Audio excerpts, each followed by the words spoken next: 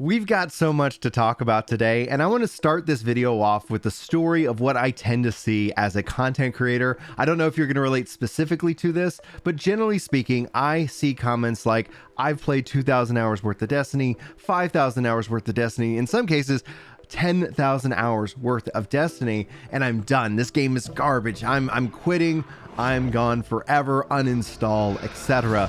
Only to be followed up maybe by a couple of years time with, hey, I'm back. I'm so excited. What's all changed? Should I check out the latest expansion, X, Y, and Z? And I tend to actually start to see this as a pattern within all games as a service game. So you could actually take this video and kind of just apply it to games as a service game as a whole. But Destiny, I think, is a real critical example of this, because there's a reason why Sony paid $3.6 billion for Bungie. And it's not just for Destiny, and it's not just for retention of the player base, and it's also not just for what's to come next.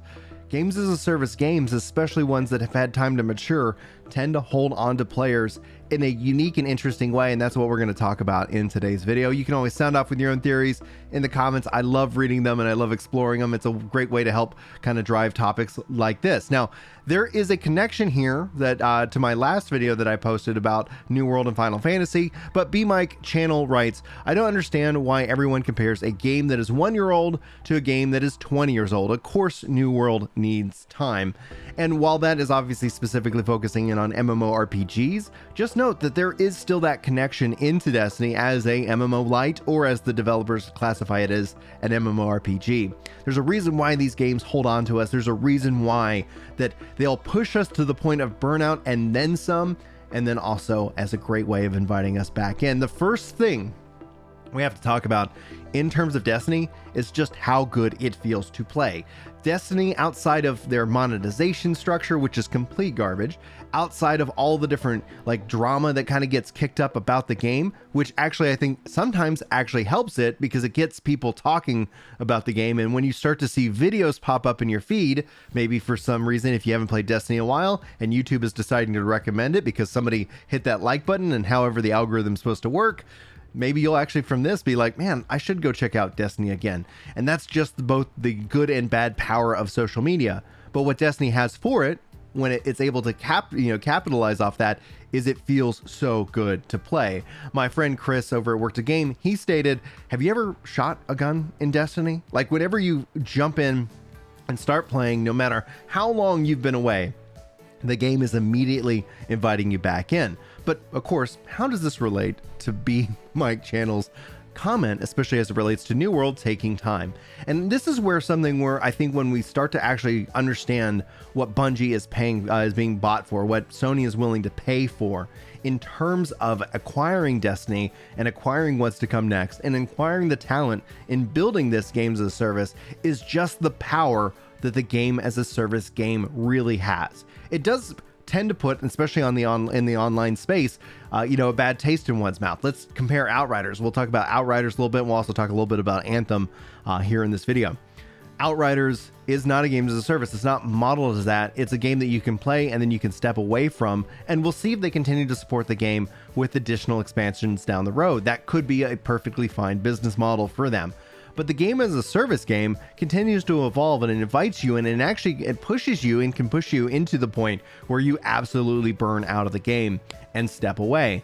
And that's why when you start to see games that have like really impassioned fan bases like Destiny, also like Final Fantasy 14, being encouraged to take breaks ends up being something that I think overall is going to be a healthy approach to it. But being that they nail the gameplay, as soon as you step back in, you start getting that dopamine, which tends to drop off over time. And I often have theorized that that's going to be, or that is by design. It's meant to hook you and have its hooks in you so much so that by the time you realize and you have to really like uninstall the game and fully step away, you take time off, but then ultimately they'll get you back in.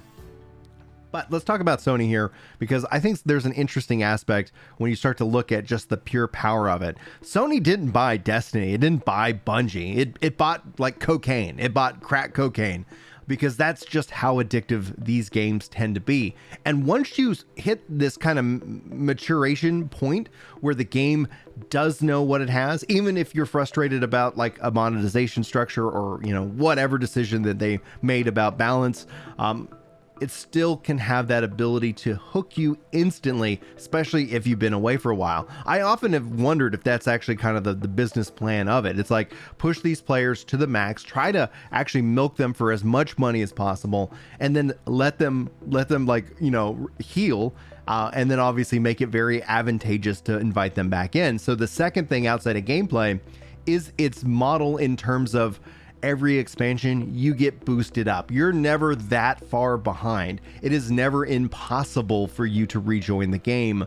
And the only thing you end up lacking out is typically like gear, materials, and guns, and things that they're going to reward you with, especially like in a returning way, very easily. I often have wondered as well, is that in terms of its, you know, its reward structure, does the game know how long you've been away, so that as soon as you step back in, it just starts dropping cool stuff on you, so that all of a sudden you're like, you get right back on that wheel and it feels really good. You got a lot of things to catch up on, a lot of changes have been made, and before you know it, you're right back in that addicted mindset. You're right back on that crack cocaine, specifically. Now, as it relates to something in the terms of like Anthem, and it relates to B Mike Channel's comment, why do we do these kind of comparisons? Why are we comparing games, especially mature games versus new games?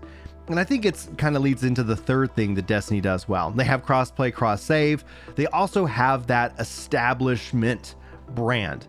What this means is that if I was to launch, even if it wasn't going to be an MMO or an MMORPG, but let's just say a looter shooter like Anthem, if I was to launch Anthem today and I don't have cross-play, cross-save, if I don't have some of the core features that make Destiny, that make it easy to play, I'm just going to go back to Destiny, because most of my friends are probably just going to go back to where it's easy. If I have to sit down and tell you, if I have to get on a phone call or Slack or Discord and be like, okay, here's the plan, guys.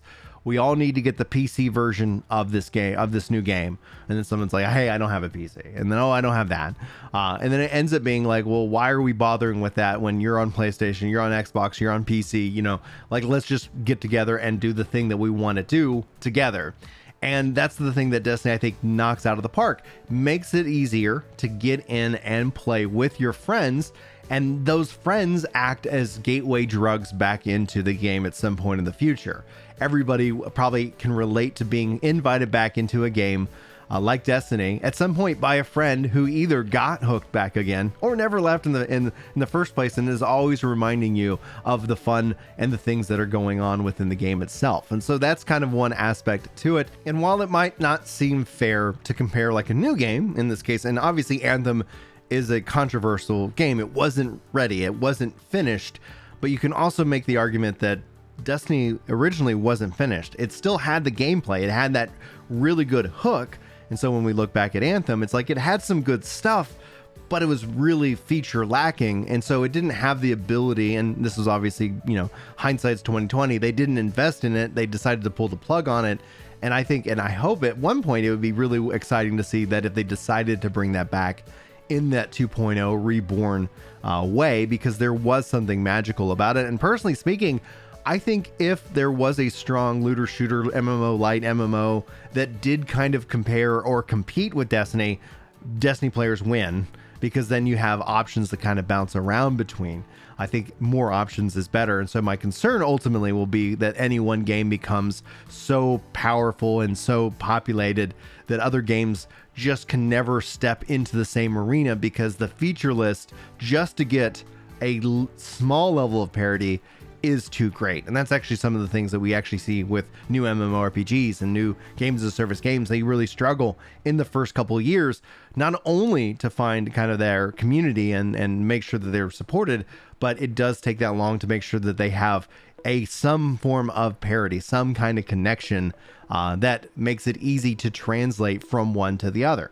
And a common language, if you will. And that's kind of the fourth thing that Destiny has going for it.